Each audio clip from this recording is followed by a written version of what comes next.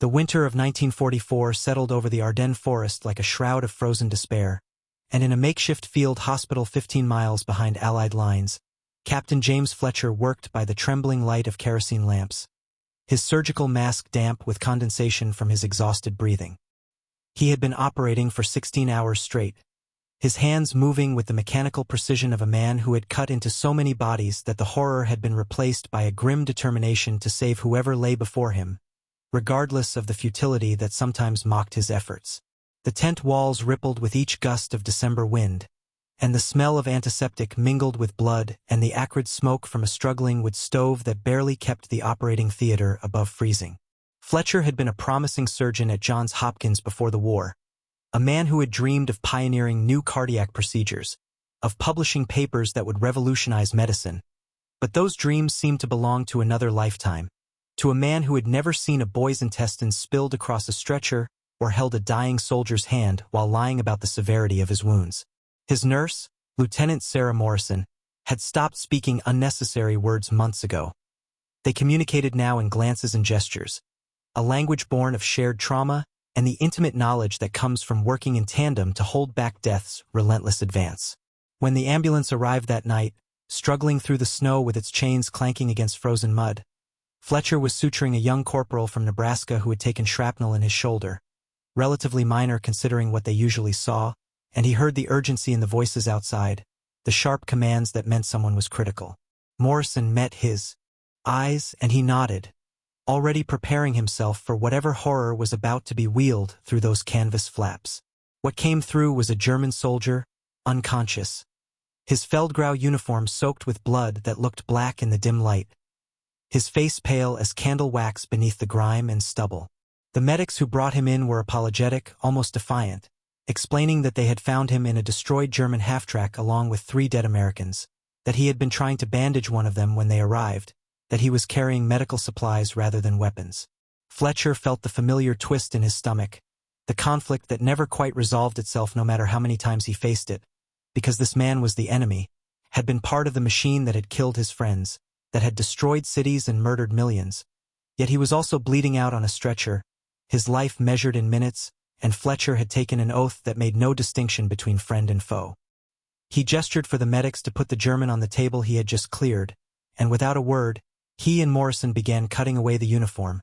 revealing a chest wound that was catastrophic, a puncture that had likely been caused by a piece of metal from the half-track's explosion, and Fletcher could see immediately that the man would die without surgery, and even with surgery, his chances were perhaps 1 in 5. The other wounded in the tent grew quiet, those who were conscious enough to understand what was happening, and Fletcher could feel their eyes on him, could sense the anger and betrayal and confusion that came from watching their doctor work to save a man who hours earlier might have been trying to kill them. He didn't look at them, couldn't afford to, because his hands were already working, his mind calculating angles and breathing steadily, moved to a corner of the tent where prisoners were guarded. Fletcher stripped off his gloves and walked out into the snow, needing the cold air to clear his head, needing distance from the decision he had made and the questions it raised. He stood there for 20 minutes, letting snowflakes melt on his upturned face, before Morrison came to find him, bringing coffee that was more hot water than actual coffee, and they stood together in silence until she said quietly that 2 of the American soldiers in the tent had asked to be moved, that they didn't want to be in the same space as the German, and Fletcher nodded, understanding their anger, feeling it himself, but unable to articulate why he had done what he had done, why he had fought so hard to save a man who represented everything he was fighting against. The German soldier woke 3 days later, his eyes opening to focus slowly on the canvas ceiling of the tent, confusion giving way to understanding and then to something like resignation. Fletcher was checking on another patient when he saw the man was conscious, and he approached the bed with the caution one might use with a wounded animal, uncertain of what he would find. The German's eyes tracked him, intelligent and alert despite the pain that must have been considerable,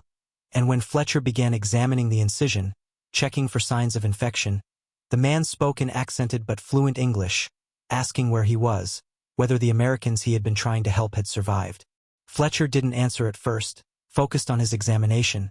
but the question nagged at him, and finally he said that one had died before reaching the hospital, that the other 2 were recovering, and the German closed his eyes, a tear sliding down his temple into his hair. Over the following days, as the soldier's condition stabilized, Fletcher learned his name was Carl Becker, that he had been a doctor in Munich before the war, specializing in pediatrics, that he had been conscripted into the SS Medical Corps not because of any particular loyalty to the Nazi cause but because he had refused to join the party, and this was his punishment,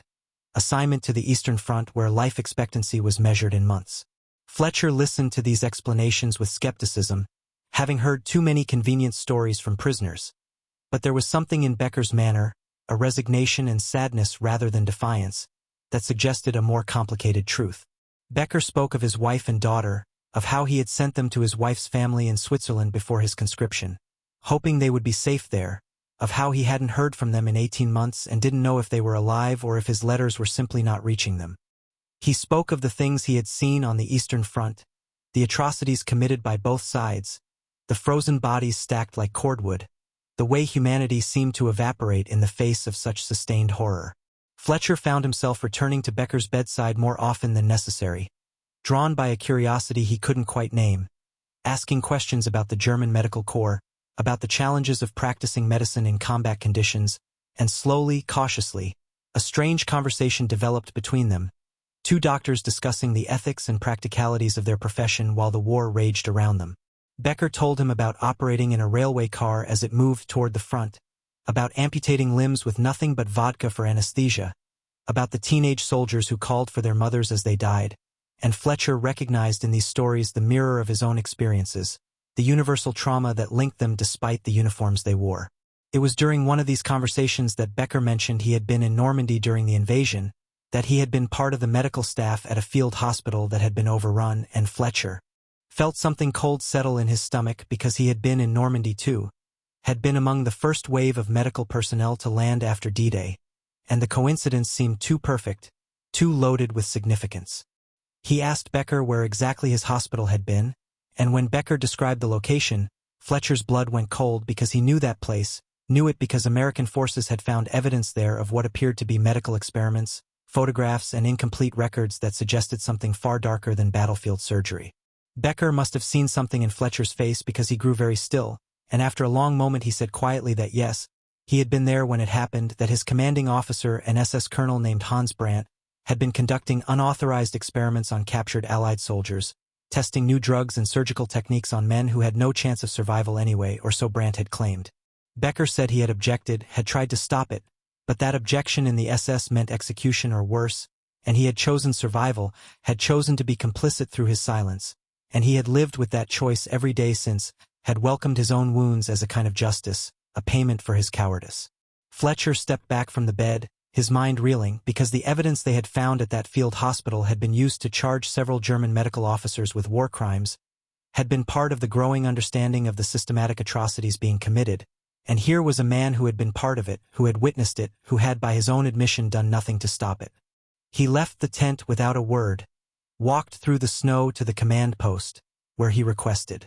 to speak with the intelligence officer, a weary major named Patterson who had been trying to sort through hundreds of German prisoners for anyone of intelligence value. Fletcher told him about Becker, about the conversation, about the connection to the Normandy hospital, and Patterson's eyes sharpened with interest, recognizing immediately the significance of what Fletcher was telling him. Within an hour, Becker was being transferred to a proper prisoner of war facility where he could be interrogated more thoroughly, and Fletcher stood in the snow again, watching the ambulance drive away, feeling neither satisfaction nor regret, just a hollow exhaustion that went deeper than any physical tiredness. Morrison found him there and asked what would happen to Becker, and Fletcher said honestly that he didn't know, that Becker would be questioned, that if his story checked out he might be charged as a war criminal or he might be used as a witness against others who were more directly responsible, that the wheels of military justice were grinding slowly through thousands of cases and Becker's would be just one among many. She asked Fletcher if he regretted saving him, and he thought about that for a long time before answering that he didn't know, that he had done what his training and his oath required, but that knowledge couldn't erase the complexity of what Becker represented, couldn't make the decision feel clean or right. The war continued, spring came and then summer, and Fletcher operated on hundreds more men, German and American both, until the day the news came that Germany had surrendered, that the fighting in Europe was over, and he felt not joy but a kind of numbness, an inability to process what peace might mean after so long at war. He was transferred back to the States in July, was given a medal and a commendation for his service, and he tried to return to his old life, to his position at Johns Hopkins, to the research and teaching that had once consumed him. But he found he couldn't focus, couldn't care about the academic politics and the competition for funding when he had spent years in circumstances where the difference between life and death was measured in seconds and the only thing that mattered was the steadiness of your hands. He took a position instead at a veterans hospital, working with men whose wounds were both physical and psychological, and he found a kind of peace in that work, in the straightforward nature of helping men who needed help in the absence of moral complexity. It was 2 years after the war ended that he received a letter forwarded through military channels, a letter from Switzerland written in careful English, and when he opened it he found it was from a woman named Anna Becker, who explained that she was writing on behalf of her husband Karl, who had been convicted of war crimes at Nuremberg, not for conducting experiments himself but for failing to report them, for being complicit through his silence. Karl had been sentenced to 15 years in prison, and Anna was writing to Fletcher because Karl had spoken of him during the trial, had mentioned the American doctor who had saved his life, and she wanted Fletcher to know that Karl had used his testimony to help convict Colonel Brandt and 3 other doctors who had been directly responsible for the experiments, that Karl's cooperation had been considered a mitigating factor in his sentencing, that without it he might have been executed. She wrote that Karl spent his time in prison running the medical clinic there, that he had found a kind of redemption in caring for other prisoners, that he spoke often of the conversation he had had with Fletcher in the field hospital, of how Fletcher's willingness to save him despite everything had given him the courage to finally speak the truth about what he had witnessed. Fletcher read the letter 3 times, sitting in his small apartment as evening light faded from the windows, and he thought about that night in the frozen tent, about the decision he had made to continue suturing, about the oath he had taken and the cost of keeping it. He never replied to the letter, didn't know what he could say that would adequately express the confusion of emotions it stirred up, but he kept it in a drawer of his desk, taking it out occasionally over the years that followed, reading it when he needed to remember that moral clarity was a luxury rarely afforded in war, that the best one could do was to act according to principles that existed outside the conflict, to hold onto humanity even when humanity seemed like a weakness. Karl Becker served 11 years of his sentence before being released for good behavior and health reasons, and he returned to Munich where he opened a small clinic in a working-class neighborhood, treating patients who couldn't afford the more expensive doctors, never speaking publicly about his past but never hiding from it either when asked. Fletcher learned this from a colleague who had visited Germany in 1961, who had heard about a doctor in Munich with an interesting history and had sought him out,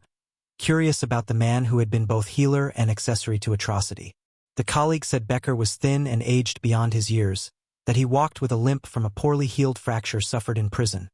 but that his eyes were clear and his hands were still steady, that he seemed to have made a kind of peace with himself that was rare and hard won. Fletcher never attempted to contact Becker, never sought him out during his own occasional trips to Europe for medical conferences, but he thought about him more often than he cared to admit, thought about the parallel paths their lives had taken, both of them trying to reconcile the horror they had witnessed with the calling they had chosen, both of them carrying wounds that would never fully heal. When Fletcher died in 1989, a heart attack at age 74 while working in the veterans